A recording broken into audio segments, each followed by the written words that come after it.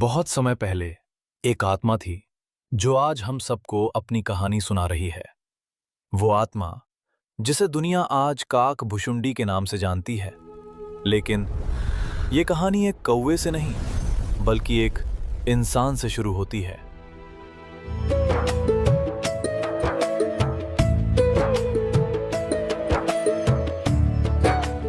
एक छोटा सा गांव जहां लोग हंसी खुशी से रहते थे। चारों तरफ हरियाली थी और एक सुकून भरा शांत वातावरण।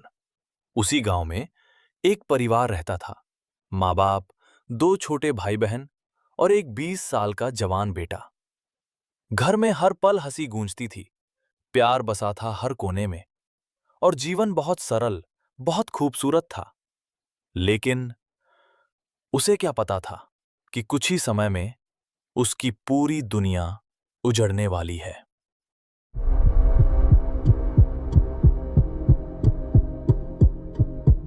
कुछ समय बाद गांव के लोगों की खुशी को किसी की नजर लग गई। फिर प्रकृति ने अपना भयानक रूप दिखाया। बारिश रुक गई। 1 साल, 2 साल, फिर कई साल। धरती सूख गई, पेड़ पौधे खत्म हो गए। लोगों के पास खाने को कुछ नहीं बचा। धीरे धीरे लोग भूख से तड़पने लगे और हालात इतने खराब हो गए कि इंसान को खाने लगा। जो परिवार कुछ साल पहले तक हंसी, प्यार और खुशियों से भरा हुआ था, जहां हर सुबह मुस्कान के साथ शुरू होती थी, जहां मां के हाथ का खाना और बच्चों की खिलखिलाहट पूरे घर को जीवित रखती थी, आज वही घर सन्नाटे में डूब चुका था। दीवारें अब भी खड़ी थीं, लेकिन उनमें बसती जिंदगी धीरे धीरे खत्म हो रही थी। वो जवान बेटा जो कभी अपने परिवार की ताकत था, आज खुद को सबसे कमजोर महसूस कर रहा था। उसकी आंखों के सामने उसका छोटा भाई जो कभी खेलते खेलते थक जाता था, अब भूख से तड़पते तड़पते चुप हो गया। उसकी बहन जिसकी हंसी पूरे घर में गूंजती थी, अब बस सूनी आंखों से छत को देखती रही। और एक दिन उसकी सांसें भी थम गईं। वो कुछ नहीं कर पाया।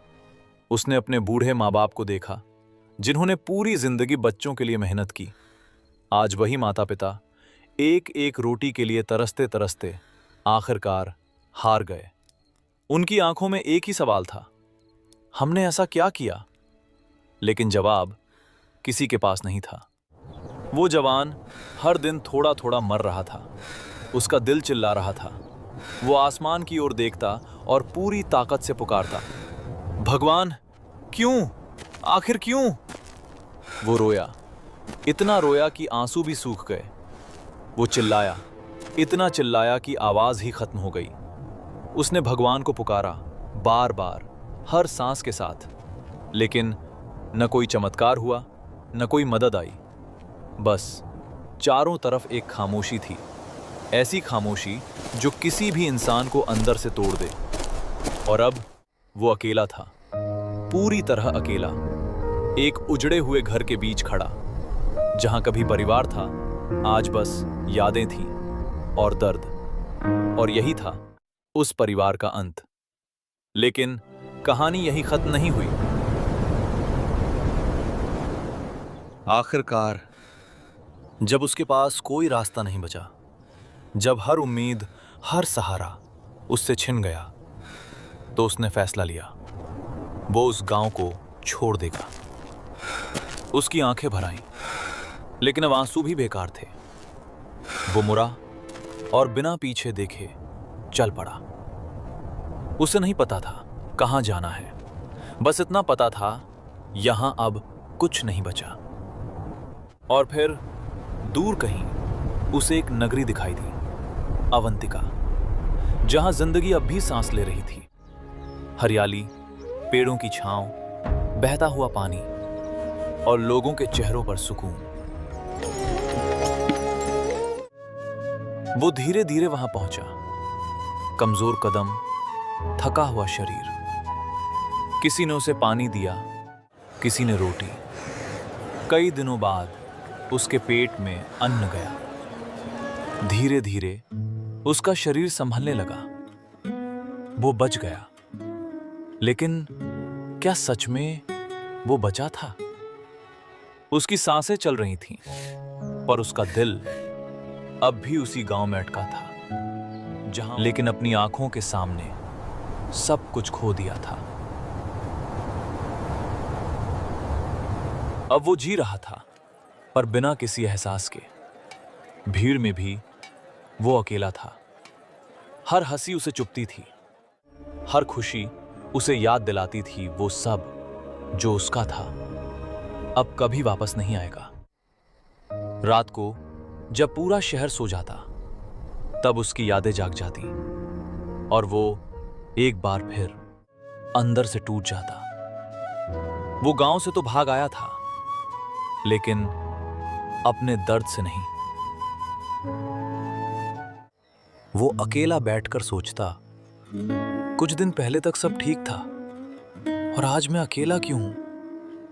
हे भगवान, मैंने क्या गलती की? मुझे ही ये दर्द क्यों मिला?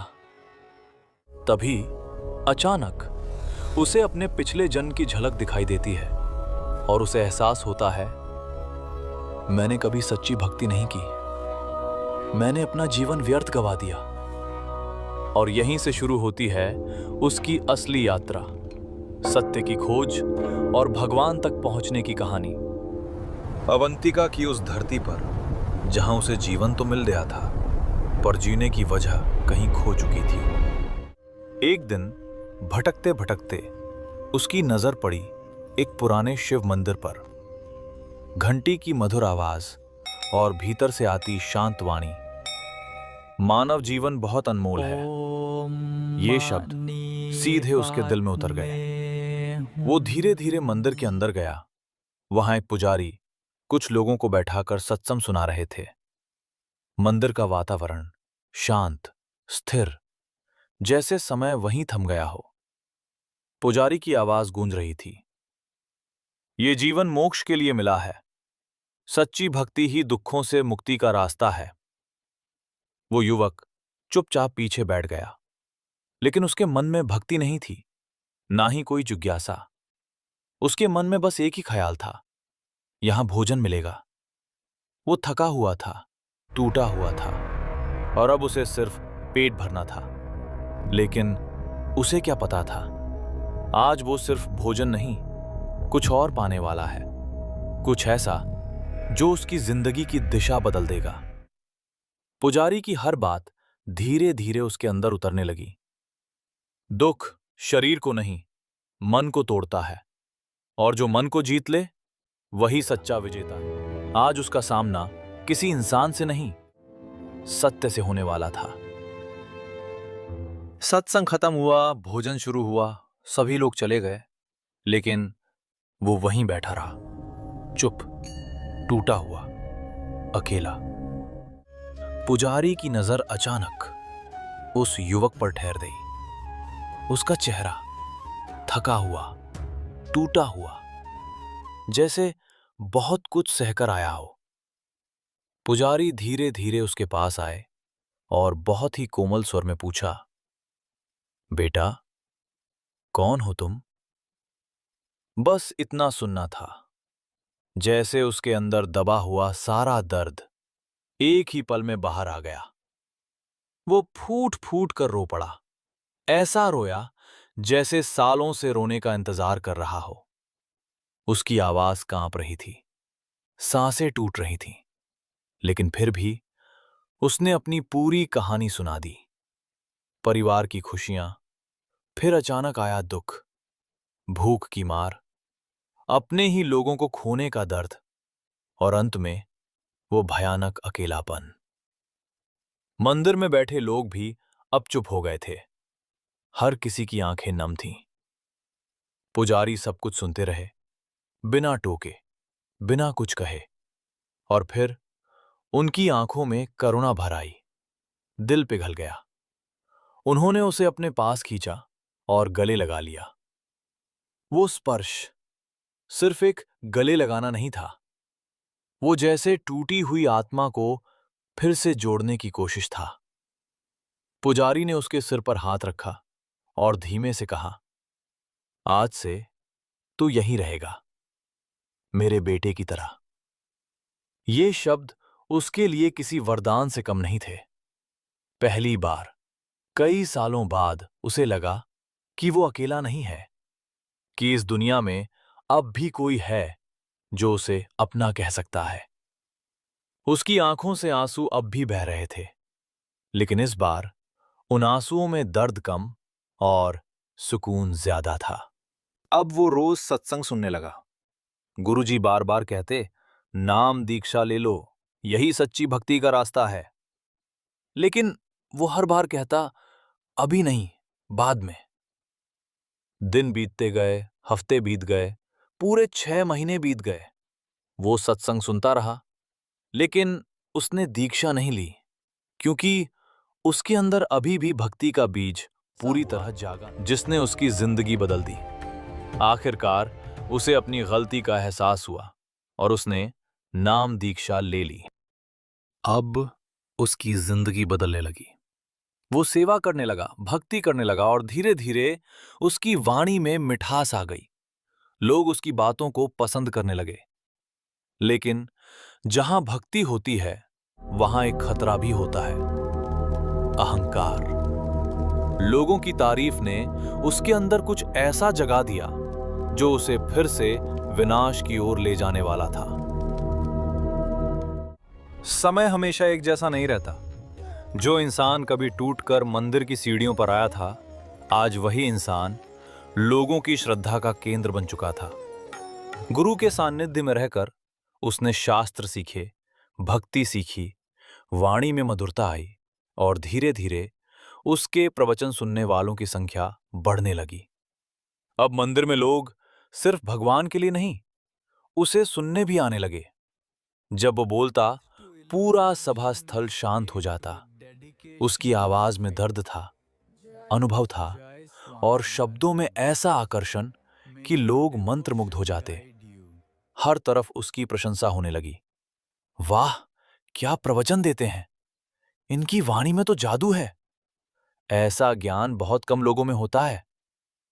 शुरुआत में वो ये सब सुनकर बस मुस्कुरा देता था, लेकिन धीरे धीरे ये शब्द उसके कानों से उतरकर उसके दिल तक पहुंचने लगे। अब उसे लोगों की तारीफ अच्छी लगने लगी, उसे भीड़ पसंद आने लगी, सम्मान अच्छा लगने लगा और बिना जाने वो उस नशे में डूबने लगा जिसे दुनिया प्रसिद्धि कहती है। पहले वो मंदिर में सबसे पहले उठकर सेवा करता था, लेकिन अब धीरे धीरे सब बदलने लगा। सेवा कम होने लगी और दिखावा बढ़ने लगा। पहले उसके चेहरे पर विनम्रता थी, अब एक अलग चमक आने लगी, एक ऐसी चमक जिसमें भक्ति कम और अभिमान ज्यादा था। उसके भीतर अब एक आवाज उठने लगी, मैं सबसे अलग हूं, लोग मुझे सुनने आते हैं। और यही अहंकार का पहला बीज था, जो बहुत चुपचाप, बहुत धीरे धीरे उसके अंदर जड़ें जमा रहा था। उसे एहसास भी नहीं हुआ कि जिस ज्ञान ने उसे ऊपर उठाया, अब वही ज्ञान उसे गिराने की तैयारी कर रहा था। एक दिन मंदिर में बहुत बड़ा सत्संग चल रहा था। वो मंच पर बैठा था और प्रवचन दे रहा था। तभी मंदिर के द्वार पर उसके गुरु प्रवेश करते हैं। जैसे ही गुरु अंदर आए, सभी भक्त खड़े हो गए, हाथ जोड़कर प्रणाम किया। लेकिन एक व्यक्ति बैठा रहा। वह काकभुशुंडी था। उसके मन में आया, अगर मैं खड़ा हो गया तो लोग क्या सोचेंगे? मेरे शिष्य मुझे छोटा समझेंगे। मैं इतना बड़ा प्रवचन करता हूं। और बस उसने निर्णय ले लिया, वो खड़ा नहीं हुआ। मंदिर में सन्नाटा छा गया। गुरुजी ने ज्यादा ध्यान नहीं दिया और वो अपनी पूजा करने लगे। लेकिन इस घटना को किसी और ने भी देखा। भगवान शिव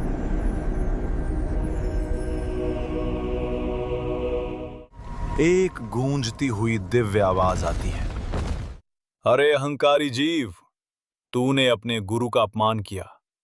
जिसने तुझे ज्ञान दिया, उसी का सम्मान नहीं किया। इस अपराध के लिए तुझे 1 लाख वर्षों तक नरक में भोगना पड़ेगा। सब स्तब्ध। काक भुशुंडी के चेहरे का रंग उड़ गया। उसे समझ आ गया उसने क्या कर दिया। गुरुजी ने यह सब सुना, उनका दिल टूट गया। उन्होंने तुरंत प्रार्थना की, हे भगवान शिव, ये बालक अज्ञानी है, इसे क्षमा कर दीजिए। गुरुजी ने काक भुशुंडी से कहा, रे बालक, शिव का ध्यान कर, तभी तेरे प्राण बच सकते हैं। अब वो रोते हुए गिड़गिड़ाने लगा। भगवान शिव की आवाज फिर गूंजी, मैं अपना वचन वापस नहीं ले सकता, लेकिन उसका प्रभाव कम कर सकता हूं। तुझे नरक तो जाना होगा, पर वहां तुझे कोई यातना नहीं दी जाएगी। कुछ समय बाद काक भुशुंडी की मृत्यु हो गई और वो नरक में चला गया, लेकिन बिना यातना के। आवाज फिर गूंजती है, गलती छोटी थी, लेकिन परिणाम बहुत बड़ा। गुरु का अपमान जीवन की सबसे बड़ी भूल है। लेकिन क्या नरक से लौटने के बाद उसकी जिंदगी सुधरेगी, या वो फिर वही गलती दोहराएगा? कभी कभी एक ही गलती बार बार दोहराई जाती है, जब तक आत्मा सच को पूरी तरह स्वीकार न कर ले। 1,00,000 वर्षों का समय बीत गया। नरक के भोग समाप्त हुए और फिर उसे फिर से मानव जन्म मिला। इस बार उसके अंदर कुछ बदल चुका था। अभी भी पूर्ण ज्ञान नहीं था। वो जगह जगह जाने लगा। जहां कहीं भी सत्संग होता वो पहुंच जाता, एक ही सवाल लेकर, भगवान कौन है, उसे कैसे पाया जा सकता है। एक दिन वो पहुंचा एक विशाल आश्रम में, जहां एक महान ऋषि लोमस सत्संग दे रहे थे। विषय था सगुण भगवान की महिमा। शांति थी, गंभीरता थी। जैसे ही प्रवचन समाप्त हुआ, काक भुशुंडी खड़ा हुआ और बोला, ऋषिवर, आपकी बात पूरी नहीं है। भगवान इससे भी अलग हो सकता है। ऋषि लोमस ने शांति से समझाया, बेटा, भगवान के स्वरूप को समझने के कई तरीके हैं, तू धैर्य रख। लेकिन काक भुशुंडी नहीं माना। वो बार बार तर्क करने लगा, हर बात का विरोध, हर उत्तर का खंडन। धीरे धीरे वाद विवाद अहंकार में बदल गया और फिर उसने ऋषि का अपमान कर दिया। ऋषि लोमस क्रोधित हो गए। उन्होंने कहा, हे अहंकारी जीव, तू ज्ञान नहीं, अपने अहंकार को बढ़ा रहा है। जा, तेरा अगला जन्म एक चांडाल के रूप में होगा। तू एक कौवे के घर जन्म लेगा। काक भुशुंडी कांप उठा। इस बार उसे तुरंत अपनी गलती समझ आ गई। वो तुरंत ऋषि के चरणों में गिर पड़ा। रोते हुए बोला, हे ऋषिवर, मुझसे गलती हो गई। मुझे श्राप तो स्वीकार है, लेकिन एक कृपा कर दीजिए, जहां भी मेरा जन्म हो, मुझे भगवान का स्मरण कभी न भूले। मैं सदा उनकी शरण में रहूं। ऋषि लोमस का क्रोध शांत हुआ। उन्होंने कहा, ठीक है, तुझे स्मरण शक्ति का आशीर्वाद मिलता है।